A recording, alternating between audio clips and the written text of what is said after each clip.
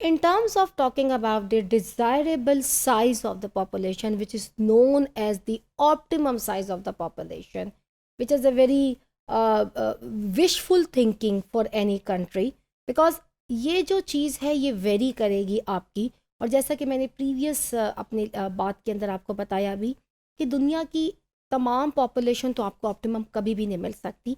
एक certain segment of people में भी आपको ऑप्टिमम मिल सके।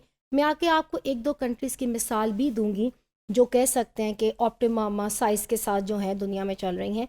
लेकिन out of so many countries they are very few countries जिसको आप फिंगर्स पे आप you can count on your finger tips तो आपको मिलेंगी। डेल्टन ने एक ऑप्टिमम थ्योरी की ऊपर एक फॉर्मूला जो थी और उन्होंने इसके ऊपर एक बात की। तो मैं आपको बता दी हूँ कि डेल्टन फार्मूला क्या था। सिंपल अल्फाज में बचाया कि हम एक मैथमेटिशियन की तरह फार्मूला मैं आपसे डिस्कस करूं। सिंपल मैं आपको बताती कि इन्होंने क्या फार्मूला दिया, किसको इन्होंने ओवर पॉपुलेटेड कंट्री का, किसने इसको डिज़ायरेबल पॉपुलेटेड कंट्री का। जॉन डेल्टन बेसिकली एक इंग्लिश केमिस्ट थे, फिजिशियन थे, फिजिसिस्ट थे, फिज़िक्स के साथ इसका ताल्लुक था, एंड मेट्रोलॉजिस्ट जो कि आपकी ये मौसम के ऊपर बात करते हैं। साइंटिस्ट कह लीजिए। He was born in England in 1776। ये फेमस थे for his research in the colour blindness and atomic theory. इन्होंने बड़ी फेमस अपनी रिसर्च इस प्रेजेंट की थी कलर ब्लाइंडनेस और एटॉमिक थ्योरी के ऊपर। और ये जो आपका ऑप्टिमम फार्मूला क्योंकि 1924 से पहले आया, उससे भी पहले इन्होंने इसके ऊपर एक ऑप्टिमम पॉपुलेशन के ऊपर जब बात की थी और फार्मूला जो है वो दिया था। Dalton has deduced overpopulation and underpopulation, which result in the deviation from the optimum level of population in the form of formula. उन्होंने डिड्यूस किया ओवर पॉपुलेशन पॉपुलेशन को, जो कि रिजल्ट करता है, जो कि हमें डेविएट कर देता है to achieve the optimum level of population. इसने कहा द डेविएशन जो है फ्रॉम द ऑप्टिमम, जब हम डेविएट हो जाते हैं ऑप्टिमम लेवल को अचीव करने के लिए, उसने उसको एक नाम किया मैल एडजस्टमेंट का। We have not be able to achieve the desirable optimum population, और हम डेविएट कर चुके हैं अपने उस रास्ते से। उसने कहा cause it's a maladjustment, जिसको एम कहा उसने। मैल एडजस्टमेंट जो है ये एक फंक्शन है टू वेरिएबल्स का, एक the optimum level of population and the actual level of population. एक आपको optimum level of population M जो है वो उसको आइडेंटिफाई इंडिकेट कर रहा है, और एक आपका एक्चुअल लेवल ऑफ पॉपुलेशन है जिसको आपका एम इंडिकेट कर रहा है। इसके फार्मूले में जब एन पॉजिटिव है तो कंट्री इज़ ओवर पॉपुलेटेड। और मैंने आपको बताया कंट्री की ओवर पॉपुलेटेड की डेफिनेशन कब होगी, when resources are in not accordance with the number of people. जब आपके रिसोर्सेज, चाहे वो आपके नेचुरल रिसोर्सेज हैं, आपकी इंडस्ट्रियल डेवलपमेंट है, आपकी टेक्नोलॉजिकल डेवलपमेंट है, आपका इंफ्रास्ट्रक्चर ऑफ द कंट्री है जो वहाँ पे अवेलेबल है, if it is not with the accordance of the country, it is over populated. और इसके फार्मूले में जब एम पॉजिटिव होगा तो country will be over populated. जब इनके फार्मूले में, डाल्टन के फार्मूले में एम नेगेटिव होगा, the country will be under populated. Abundance of natural resources are available. और बहुत सी पाकिस्तान के अंदर देखें, बाज़ दफ़ा we have a state and with in the state भी आपको सम टाइम कुछ एरियाज़ जो हैं वो आपको नेचुरल रिसोर्सेज पे बड़े आपको स्ट्रॉन्ग नज़र आते हैं। पाकिस्तान के पर्सपेक्टिव में अगर आपके साथ बात करूं तो यहाँ पे पंजाब जो है वो ज़राअत में बड़ा एक स्ट्रॉन्ग एरिया जो है वो कहलाया जाता है, ज़रखेज़ कहलाया जाता है। पंजाब पांच दरियाओं की सरजमीन जब इसको कहते हैं। वस्ती पंजाब, आपका नॉर्थ पंजाब, आपका साउथ ऑफ द पंजाब, ये मुख्तलिफ़ चीज़ों की प्रोडक्शंस के लिए मशहूर है।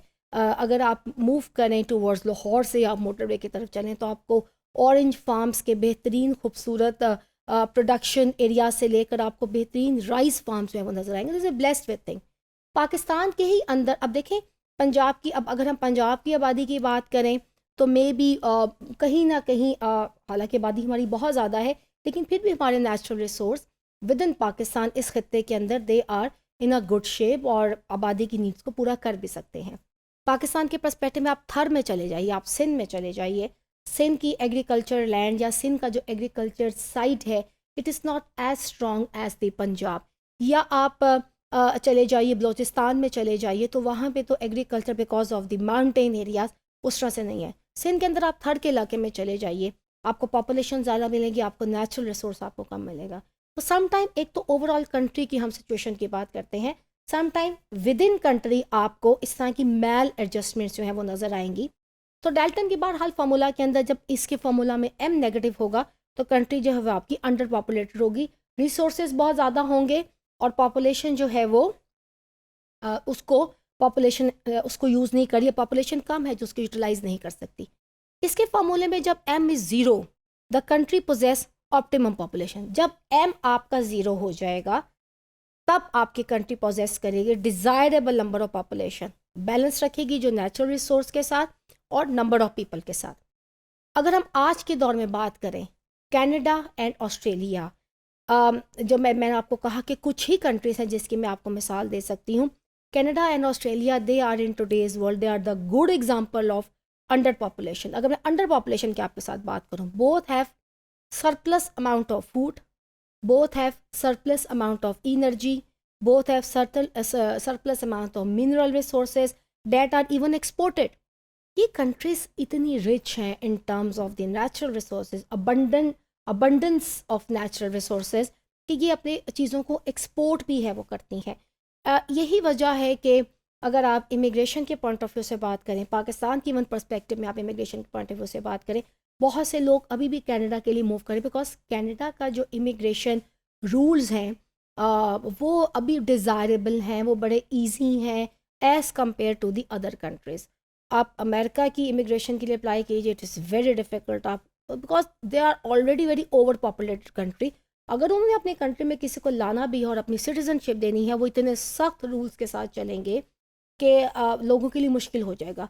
यहाँ पे कनाडा जैसे मुल्क में क्योंकि पॉपुलेशन कम है तो कहीं ना कहीं उन्होंने हालांकि सिस्टम इनका भी टफ है, लेकिन कहीं ना कहीं उन्होंने ऐसी फ्लेक्सिबिलिटीज रखी हुई हैं कि लोग जो हैं वो यहाँ पे अट्रैक्ट हो सकें। इसके अलावा इनके रिसोर्सेज इतने अबंडेंस में हैं कि ये अपनी इनका एक्सपोर्ट जो है इट इज़ वेरी हाई और इसकी वजह से ऑब्वियसली इनकी बहरहाल ये अंडर पॉपुलेटेड कंट्री है, still they need more people ताकि एक ऑप्टिमम लेवल को अचीव कर सकें।